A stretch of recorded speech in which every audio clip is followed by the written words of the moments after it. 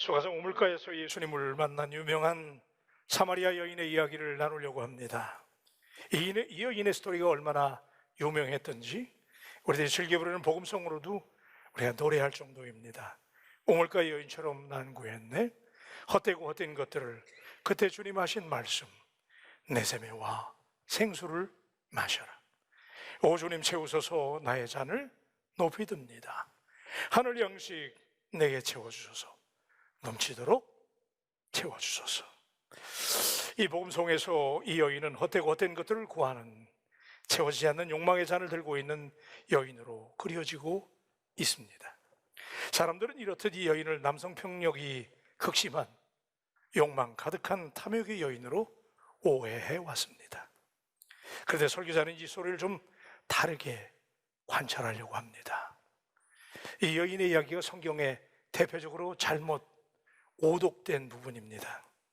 왜냐하면 놀랍게도 이 여인은 사마리아 땅에서 최초로 영이신 하나님을 경험하고 어느 곳에서나 임재하시는 푸니마의 성령을 경험하고 사마리아 땅에 복음을 증거했던 최초의 선교사였기 때문입니다. 그래서 오늘은 이 여인의 욕망에 음탐한 여인이 아니라 오히려 예수님을 만나서 상처를 치유받고 복음 전도자가 되기까지의 드라마틱한 반전의 스토리를 추적하면서 복음의 증인으로서의 그리스도인의 삶에 대해서 우리가 도전을 받으려고 합니다. 저는 사마리아 여인에 대한 잘못된 편견을 좀 생각을 해봐야 됩니다.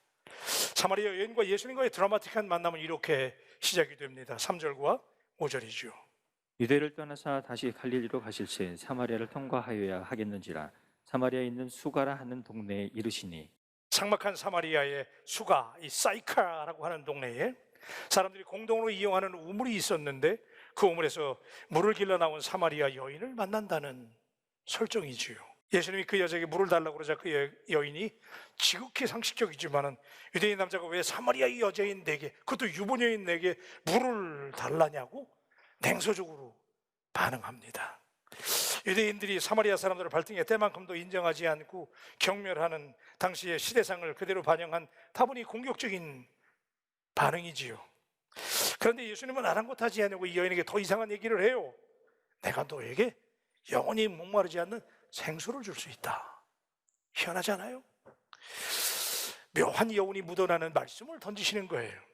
그리고는 마치 기다렸다는 듯이 상황을 반전시키는 결정적인 질문을 여인에게 토하시는데, 아마도 이 질문은 이 여인을 어렵게 만드는, 온몸을 떨리고 진동하게 만드는 결정타였을 것이지요. 16절로 18절의 말씀, 이르시되 가서 내 남편을 불러오라. 여자가 대답하여 이르되 나는 남편이 없나이다. 예수께서 이르시되 네가 남편이 없다 하는 말이 옳도다. 너에게 남편 5이 있었고 지금 있는 자도 내 남편이 아니니 내 말이 참되도다. 여러분, 이게 무슨 말이에요? 아니, 처음 만난 유대인 남자가 우물가에서 사마리아의 유부녀를 만나서 갑자기 대화하다가 남편을 불러오라니요. 남편 얘기는 바로 이 여인이 골마서 문드러진 상처의 핵심이었습니다. 지금까지 숨겨왔던 그 상처의 응어리를 우물가에서 처음 만난 유대인 젊은이가 꿰뚫어오면서 그녀의 폐부를 찔렀습니다. 이렇듯 예수님은 우리의 모든 아픔을 알고 계시는, 섬세한, 다 아시는 주님이신 줄로 믿습니다. 오늘 여러분이 가지고 온 문제, 여러분이 숨기고 있는 아픔도 예수님 다 아시죠. 아마도 그녀는 이 말을 듣고 휘청 흔들렸을 것입니다. 숨기고 싶은 약점이었는데 어떻게 이분이 알 수 있단 말인가? 여러분은 이 여인의 충격을 이해할 수 있나요? 감추고 있는 과거, 그렇잖아요. 이 과거 어마어마한 과거잖아요. 그런데 처음 만난 사람이 내 역점을 다 알고 있다면 그녀는 얼어붙었습니다. 그리고 꽁꽁 감추었던 응어리진 상처를 다 알고 있는 이 젊은이는 도대체 누구란 말인가? 작두타는 무당인가? 용하다는 점쟁이일까? 별별 생각이 다 스치는 거지요. 그녀는 이 젊은이의 정체가 대단히 궁금해졌어요. 그리고는 금방 어떤 알 수 없는 힘에 압도되어서 대화가 계속되면 될수록 그녀는 그 대화 속에 빠져들고 말지요. 그 19절에 이렇게 고백하게 됩니다. 여자가 이르되 주여 내가 보니 선지자로소이다. I can see that You are a prophet. 듣고 보니 당시 예언자군요. 그리고 그 말에 완전히 사로잡히죠. 그렇죠? 여러분, 그런데 이 대목에서 우리가 남편이 결국 6이나 있었다, 그리고 이렇게 부정한 스캔들에 묶인 여자이기 때문에 아무도 물길로 나오지 않는 이 땡볕이 내려지는 정오 12시에 우물가에서 사람을 피해서 나왔던 부정한 여인이다 라고 단정을 하고, 지금까지 가부장제 문화의 틀 안에서 사마리아 우물가의 이 여인을 아주 방탕한 여인으로 그렇게 정죄해 왔습니다. 만약 우리가 생각해 왔듯이 이 여인이 육적인 욕망에 매인 방종한 여자였다면 예수님이 그 여자를 만났을 때 말 섞어야 될 필요가 있을까요? 처음 만난 사마리아의 부정한 여인을, 남편을 갈아치우는 여자를 만났을 때 정결하신 예수님이라면 인생 그따위로 살지 마, 너 인생 똑바로 살아야 영생 얻는 거요, 예수님이 아마도 그렇게 책망해야 맞지 않을까요? 현장에서 가늠한 여인에게 조용히 땅바닥에 글자를 적으시면서 엄중히 권고하셨던 더러움과 함께할 수 없는 주님이셨다면, 하물며 남편을 5이나 교체하고 지금은 또 다른 남자와 살고 있는 음탕한 유부녀라? 더 말할 필요 없잖아요. 예수님 아마 분노를 품으셨을 거예요. 그렇죠? 예수님도 가끔 화내셨습니다. 예수님 분노를 품으시고, 이 독사의 계집아, 이 부정한 여자야, 회개하라, 천국에 가까이 왔느니라. 너는 나를 넘어지게 하는 자로다. 이 우물가에서 나를 꼬드기지 마라. 사단아 물러가라 그랬을 거예요. 그래야 맞는다고 생각하면 좀 반응을 보여주셔야지, 여러분들. 그랬을 거예요. 그죠? 떠나가라 정도 외쳤어야 되는 거 아니에요? 그런데 아무리 본문의 여백을 살펴도 그렇게 그녀를 책망하거나 무시하는 표현을 찾아볼 수가 없어요. 왜 그랬을까요? 점입가경인 것은 오히려 예수님은 이 부정한 여인을 책망하기보다는 처음 만났는데 장시간, 지금 처음 만났잖아요 오늘. 근데 유부녀하고 장시간 말을 섞으면서 더 놀라운 것은 우리가 알까 모를까 하는 얘기들을 계속해요. 신학적인 대화를, 꽤 깊이 있는 대화까지도 이어가세요. 도대체 예수님 지금 이 부정한 여인하고 뭐 하는 거예요? 13절과 14절입니다. 예수께서 대답하여 이르시되 이 물을 마시는 자마다 다시 목마르려니와 내가 주는 물을 마시는 자는 영원히 목마르지 아니하리니 내가 주는 물은 그 속에서 영생하도록 솟아나는 샘물이 되리라. 여러분, 이거 놀랍지 않아요? 이 부정한 여자에게 예수님이 하시는 말씀이 생명의 물을 내가 줄 수 있다고 말씀하시지요? 만약 이 여인이 그렇고 그런 부정한 여인이라면 이런 듣기에 따라서는 오해할 수 있는 말이잖아요. 이거 생명의 물을 준다? 이거 묘한 얘기예요. 여러분, 이 정도 상황이 진전되고 있는데도 그래도 이 여인이 정욕에 굶주린 부정한 여인이라는 편견을 계속 우리가 붙잡아야 될까요? 적어도 이 여인이 부정한 여인, 욕망의 화신, 바람난 여인이라는 세간의 오해를 무색해 하는 흔적들은 오늘 본문의 곳곳에 배어 있습니다. 본문이 포함된 요한복음 4장에 묘사되고 있는 요한의 진술을 관찰해 보면 이 여인은 모든 이스라엘 백성들이 존경하고 따르는 믿음의 선조 야곱을 자기의 조상이라고 그래요. 이 여인은 모든 이스라엘 백성들이 알고 있는 야곱을 존경하고, 그리고 예배에 관심이 많아요. 그죠? 여기 본문에 쭉 나옵니다. 예배에 대해 관심을 보이죠? 그리고 낯선 유대인 젊은이 예수님과 깊이 있는 대화를, 이 신학적인 대화를, 예배에 대한 얘기를 계속하면서 계속 대화를 이끌고 나가는 대담함도 보여주고 있어요. 24절의 결정적인 이야기, 하나님은 영이시니 예배하는 자가 영과 진리로 예배할지니라. 놀라운 일이잖아요. 유대인들이 상종하지도 않고 피하고 경멸하는 사마리아 사람들, 그 중에서도 당시에 숫자로 치지도 않는 사마리아의 부정한 여인네가, 그것도 찝찝한 그 여자가, 우물가의 여인인 이런 여자가 이런 대화를 이어갈 수 있을까요? 점점 더 이 여인의 정체가 궁금해지지요. 자, 25절입니다. 여자가 이르되 메시아 곧 그리스도라 하는 이가 오실 줄을 내가 아노니 그가 오시면 모든 것을 우리에게 알려주시리이다. 이 여인의 정체가 누구인지 무엇인지 좀 더 정밀하게 충분히 알 수는 없지만 분명한 것은 이 여인은 결코 우리가 생각하는 식의 부정한 여자는 아니었을 것이다 라고 하는 확신을 갖게 되지요. 그렇다면 그러면 남편이 5이 있다는 건 어떻게 해석을 해야 될까? 바로 이 대목에 이 여인을 이해할 수 있는 결정적인 단서가 있습니다.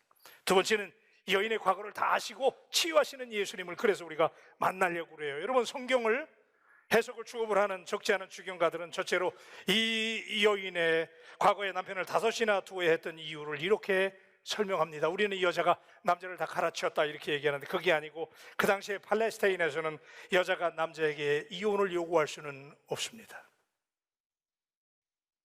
여러분, 구약성경을 유심히 보면 여자가 그 당시에 인격체로 존중을 받지 못했어요. 숫자로 쉬지도 않았으니까. 근데 그런 여자가 남편을 버린다? No. 있을 수 없는 일이죠.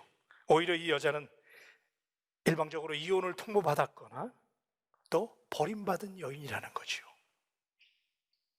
그 당시에 남자들이 여자에게 일방적으로 이혼을 통보하고 여자를 버리는 일이 흔했기 때문에, 따라서 이 여인이 욕망 때문에 남편을 여러 명 바꾼 것이 아니라 이 여인은 오히려 버림을 받았거나 사별한 것으로 봐야 되는 것입니다.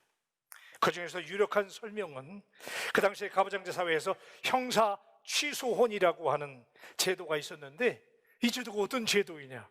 예컨대 옛부터 유대인들을 포함해서 고대 근동 지방의 부족들은 형이 죽으면 재산이 있잖아요. 그러면 그 재산을 보호하기 위해서 형수가 그 재산을 다 가져가는 것을 막기 위해서 어떻게 했냐면 시동생들이 형수를 아내로 맞아들였습니다. 그게 형사 취소혼이지요.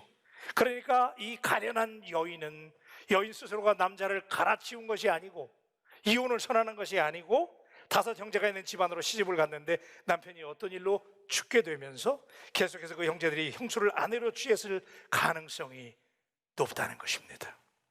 적어도 그 당시에 강력한 가부장제 사회인 것을 감안한다면 인권 존중조차 제대로 받지 못하는 여인네가 5번씩이나 남편에게 당당하게 이혼을 요구할 수는 없습니다. 간음을 하게 되면 그때 어떻게 했어요? 돌에 맞아 죽었잖아요. 그러니까 이런 걸 참고한다면 이 여인은, 바람난 여인은 더더욱 아니었다는 것이죠. 그렇다면 이제 여러분 본론으로 들어가십시다. 이 여인은 누구보다 사별의 깊은 상처를 가지고 살아가는 찢어지는 가슴을 가진 여인이었습니다. 그런데 우물가에서 만난 한 유대인 젊은이를 통해서 가서 내 남편을 불러오라는 요청을 접하고 자신의 과거를 이미 다 알고 있는 그분이 자신이 기다리던 메시아임을 알게 됩니다. 오늘 사랑하는 여러분, 오늘 이 말씀을 들으면서 여러분들이 이 우물가에 있다고 생각하신다면 여러분의 과거를, 여러분의 상처를 들여다보시는 예수 그리스도, 그분을 이 말씀 가운데 만날 수 있게 되기를 주의 이름으로 축원합니다. 숨길 필요 없어요. 우리 주님은 다 들여다보시는 거예요. 이 여인의 모든 과거를 아셨어요. 사마리아인이라는 처절한 소외감, 게다가 남편을 5번씩이나 잃어야 했던 기구한 운명의 상처가 영이신 하나님, 따라하십시다. 영이신 하나님. 그래, 우리 하나님이 영이시잖아요, 그죠? 영이신 하나님, 차별이 없으신 하나님을 예배하는 것만이 유일한 치유의 방법인 것을 그녀가 주님과의 대화 속에서 깨닫게 되면서 이 여인은 변하기 시작합니다. 그래서 복음이 사람을 바꾸는 거예요. 사랑하는 바울 가족 여러분, 오늘 여러분들이 예배하러 오셨어요. 예배를 통해서 복음을 만날 수 있게 되기를 축복합니다. 우리의 과거를 아시고 우리의 상처를 아시고 당신이 지금 숨기고 있는 아픔까지도 아시는 하나님. 사람은 몰라주지만, 사람은 나하고 상대 안 하려고 그러지 모르지만, 그래서 내가 왕따가 되어 있는지 모르지만, 영이신 하나님은 차별이 없으신 하나님. 오늘 그 하나님이 이 주일 예배에 당신의 마음을 만질 수 있게 되기를 축복합니다. 여러분, 놀랍지 않아요? 그래서 이 대목에서 우리는 절대로 가볍게 지나칠 수 없는 예수님의 이 여인네를 향한 접근 방법을 우리가 한번 생각해 보려고 해요. 예수님의 치유는 여인의 깊은 상처를 진심으로 공감하는 공감 능력이라고 생각해요. 여러분 한번 따라 하십시다. 공감 능력. 요즘 각박한 세상에서 우리에게 더 필요한 게 뭐냐면요, 공감 능력이야. 아무리 우리가 그냥 급해가지고 하나님의 말씀만 가지고 당신 이렇게 믿어야 돼, 성경을 이렇게 얘기해, 그렇게 하는 것도 좋지만은 우리 예수님 보니까 가만히 인간적으로 접촉하면서 그녀의 마음을 만져주는 거예요. 그래서 한번 더 따라하세요. 마음을 만지자. 그래요. 여러분, 그래서 우리가 공감이라고 그럴 때 그 공감은 empathy라는 사전적인 의미, 이 empathy 한다, 공감한다는 것은 남의 감정이나 의견이나 주장 따위에 대해서 나도 그렇다고. 우리 옆 사람들 한번 해보십시다. 나도 그랬어요. 나도 그랬어요. 예. 여러분, 저한테 많은 분들이 상담하러 와요. 그러면 제가 뭐 다 아는 게 없잖아요. 근데 저도 그래. 아유, 집사님, 나도 옛날에 미국에서 일했어요. 그러면요, 이게 공감이 되는 거야. 그래서 마음이 열린다고요. 그때 그렇게 마음이 열리면서 우리가 그걸 뭐라고 그래요? confession이라고 그러잖아요. 그때 그 come이라고 하는 말은 함께라는 말이거든요. 함께, confession, 마음을 나누는 거죠. 그래서 예수님이 지금 마음을 만져주는 거예요. 이 여인의 마음을. 사회학자들도 역사상 가장 뛰어난 공감 능력을 보인 분이 바로 예수님이라고 그래요. 오늘 우리 예수님은 공감 능력이 탁월한 분이에요. 성경에 의하면 예수님은 죽은 나사로 앞에, 그의 무덤 앞에 가서 눈물을 흘렸고, 그죠? 탄식하셨고, 죽은 아들을 보고 괴로워하는 과부를 보고 안타깝게 생각했고, 인간의 몸을 입고 오시기까지 우리와 같아지려고 하신 분. 오늘 사랑하는 여러분, 우리 바울 가족 여러분들이 우리 주 안에서 예수 그리스도의 사랑으로 공감 능력을 갖게 되기를 주님의 이름으로 축복합니다. 그래서 예수님이 그렇게 마음의 빗장을 열게 하신 다음에 드디어 예수님께서 그렇게 공감만 하면 끝나면 안 되는 거예요. 예수님이 하나님 말씀을 전하는데 23절과 24절의 말씀이죠. 아버지께서 참되게 예배하는 자들은 영과 진리로 예배할 때가 오나니 곧 이때라. 아버지께서는 자기에게 이렇게 예배하는 자들을 찾으시느니라. 하나님은 영이시니 예배하는 자가 영과 진리로 예배할지니라. 믿으시면 아멘. 이 여인에게 여러분, 이 상처받고, 여러분 말이 그렇지, 남편이 결혼하는 대로 그냥 다 죽어봐요. 이 여인이 얼마나 마음 아팠겠어요. 나는 인생 끝난 여자구나. 그리고 스스로 막 상처받고 지금 인생을 비관하는 여자인데, 이 여자에게 지금 하나님께서 예수님을 통해서 하시는 말씀이 이거예요. 성경은 하나님이 영이시라는 거죠. 영이신 하나님. 따라하십시다. 영이신 하나님. 여러분, 영이신 하나님을 믿습니까? 영이신 하나님. 여러분, 여기 영이라고 그럴 때 이게 푸니우마라는 말이잖아요. 푸니마라는 건 뭐예요? 여러분 여러 번 들으셨잖아요. 푸니마는 바람이고 호흡이고 생명이고 영이고 성령이잖아요. 그러니까 하나님은 바람과 같다는 거지요. 어느 곳이나 하나님을 찾는 사람과 함께 하시는, 차별하지 않는 영이신 하나님이신 줄로 믿습니다. 여러분, 우리 하나님은 차별한 하나님이 아니에요. 사람들은 나를 외면하고 사람들은 나를 알아주지 않을지 몰라요. 내 상처를 몰라줄지 몰라. 그러나 하나님은 바람이세요. 바람이신 하나님은 여러분 방에서 혼자 고민할 때도, 여러분 어디에 있든지 바람이신 하나님, 영이신 하나님은 임의로 불기 때문에 내 마음대로 통제할 수가 없어요. 영이신 하나님께서 오늘 제가 말씀으로 여러분의 마음을 다 만지지 못하더라도 영이신 하나님께서 여러분의 마음 구석구석을 만져주셔서 하나님 앞에 예배할 때 여러분이 회복을 경험할 수 있게 되기를 주님의 이름으로 축원합니다. 이 여인이 이 말씀 때문에 거기서 막 도전이 일어난 거예요. 지금까지 인생의 숙명을 안고 비관하고 있던 이 여인이 하나님을 만난 거예요. 그 하나님은 영이신 하나님이래. 바람과 같은 하나님. 그래서 나 같은 여인도 차별하지 않는 하나님. 차별하지 않는 하나님. 그래서 하나님 앞에 영과 진리로 예배하기만 하면 하나님이 치유하신다는 거예요. 그래서 이 여인이 상실과 소외의 아픔으로 평생을 고통받아온 문제가 해결되기 시작해요. 여러분, 바울 가족 여러분, 오늘 이 예배에 하나님의 성령을 만나시기를 바랍니다. 그래서 이 여인이 세 번째는 물동이를 버려두고 동네 사람들에게 증언하라 달려갑니다. 그러죠?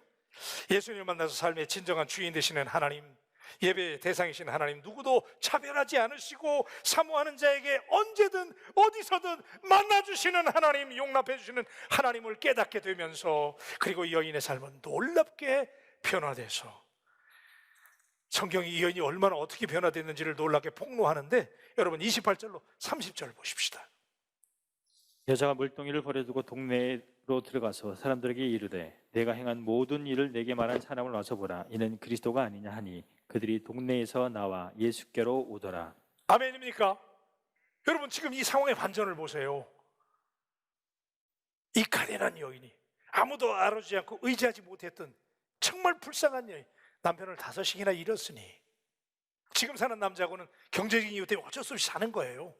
그런 여인이 예수님을 만나서 기구한 인생을 겨우 연명하며 삶을 지탱해 주던 물을 마셔야 되니까, 그래서 저녁에 먹고는 살아야 되니 그 물동이에 의지하고 물 들어왔던 여인이, 여러분 여기 물동이를 버려두고라는 말을 가볍게 넘기지 마세요. 이 여인의 삶을 겨우 지탱했던 물동이를 던져버립니다. 그죠? 그냥 둬버렸대. 그게 중요한 게 아닌 거예요. 이제 복음을 받아들이고 보니까 마음속에 견딜 수가 없는 거야. 오늘 여러분에게도 이런 견딜 수 없음이 다시 시작되기를 축복합니다. 오늘 이 말씀 듣고도 견딜 수 없는 마음이 안 생기면 내가 설교 잘못한 거예요. 오늘 지금 여러분의 마음속에 막 견딜 수 없는 충동이, 그래서 물동이를 내던지고 동네로 달려갔습니다. 여인이 애지중지하던 물동이를 던져버리고 동네로 달려갈 수 있는 삶의 모티브를 당신은 공감할 수 있나요? 오늘 저와 당신에게 애착을 갖고 움켜쥐고 있는 물동이는 도대체 무엇입니까? 당신의 삶을 지탱해주고 당신이 그렇게 의지하는 그 물동이는 무엇입니까? 예수님과 그분의 말씀이 당신에게 그 물동이를 내버려 두고 그리스도를 증거할 수 있는 마음에 충동이 일어날 수 있게 되기를 축복합니다. 여기는 복음을 접하고 치유를 경험하고 견딜 수가 없었어요. 자신처럼 소외받고 힘겹게 버티고 있는 사마리아 사람들에게 생존을 넘어서는 기쁨의 소식을 전하고 싶었지요. 그래서 이 여자가 뛰쳐나갑니다. 그죠? 그리고 뛰어나가서 예수님을 증언했대요. 그래서 요한복음 4장 39절에 보니까 여자의 말이 내가 행한 모든 것을 그가 내게 말하였다 증언함으로 그 동네 중에 많은 사마리아인이 예수를 믿는지라. 이때 크게 아멘 해야 돼요. 그 동네 사람이 예수를 믿는지라. 여러분, 이 반전의 이야기를 이해하십니까? 겨우 물이나 길 나와서 인생을 연명했던 불쌍한 여인이에요. 남편을 5이나 잃어버리고 인생을 숙명처럼 살아야 했던 여인이에요. 이 여인이 무슨 일을 할 수 있는 거예요? 근데 이 여인이 나가서 예수님을 증거했더니 그 동네 사람들이 예수를 믿었다는 거예요. 여러분처럼 연약한 사람, 저처럼 부족한 사람이랄지라도 하나님께서 여러분을 붙잡으시면, 여러분이 나가서 복음을 증언하면 하나님께서 놀라운 역사를 일으켜 주실 줄로 믿습니다. 여러분, 여기 증언이라는 단어를 우리가 여기에 집착하기를 원합니다. 여러분, 이 증언이라는 말은 제가 찾아보니까 테스티모니라고 되어 있더라고요. 테스티모니라는 말은 뭐냐면 간증이라는 거예요. 간증. 따라하십시다. 간증. 오늘 간증 까먹은 지 오래된 거 아니에요? 남들은 예수 믿고 말이야 새벽 기도하고 은혜 받고 말씀 듣고 막 간증이 있다고 얘기하는데 당신은 간증이 있어요? 하나님을 만나서 반전된 이야기의 스토리가 당신에게 있습니까? 하나님은 오늘 우리에게 간증의 삶을 주심으로 말미암아 당신을 증인으로 부르셨어요. 그래서 사도행전 1장 8절은 이렇게 말합니다. 오직 성령이 너희에게 임하시면 너희가 권능을 받고 예루살렘과 온 유대아와 사마리아와 땅끝까지 이르러 내 증인이 되리라 하시니라. 할렐루야. 여러분, 우리를 증인으로 하나님이 어포인트, 임명하셨다는 거예요. 그렇죠? 그래서 요한복음 4장 40절에 사마리아인들이 예수께 와서 자기들과 함께 유하시기를 청하니 거기서 이틀을 유하심에. 여러분, 성경에 보면 예수님께서, 우리가 신약성경을 보면 예수님이 어디 가다가 유하셨다 그러거든요. 어디 가서 유하셨다. 이걸 stayed in 그래요. 거기 머무셨다. stayed in somewhere. 어떤 장소에 가서 예수님이 머무셨다라고 하는 표현은 어떤 표현이냐면 그곳이 구원을 받았다라는 거예요. 그냥 머물렀다. 우리말로 그냥 문자로 stayed in somewhere 이게 아니고 예수님이 어디 가서 머물렀다 이 말은 뭐냐면 그곳이 구원을 받았다는 거예요. 여러분, 지금 어디가 구원받은 거예요? 사마리아가 구원을 받았다는 얘기잖아요. 사마리아가 어떤 땅이에요? 유대인들이 상정도 안 하는 복음의 불모지예요. 그런데 거기가 복음으로 뒤집혀서 우물가의 여인 때문에 인생을 비관하고 죽을 수밖에 없는 여자, 우리에게 오해까지 받는 여자, 음탕한 여자라고. 근데 음탕한 여자 아닌 거 이제 해결되셨죠? 이 여자가 사마리아 최초의 미셔너리예요. 사마리아 땅을 변화시킨 선교사가 되었어요. 한 여인의 변화로 한 마을에 전도 폭발이 이어졌다면 하나님은 오늘 당신에게 무엇을 요구할까요? 오늘 우리가 사마리아 여인일 수 있어요. 하나님은 영이신 하나님, 그 하나님을 경험하고 그 하나님이 마음 만져주시고 그 하나님 앞에 신령과 진정으로 예배할 수 있는 반전의 인생이 된다면 간증이 왜 없어요? 간증의 주인공들이 되시기를 이 목사 주의 이름으로 간절히 축원합니다.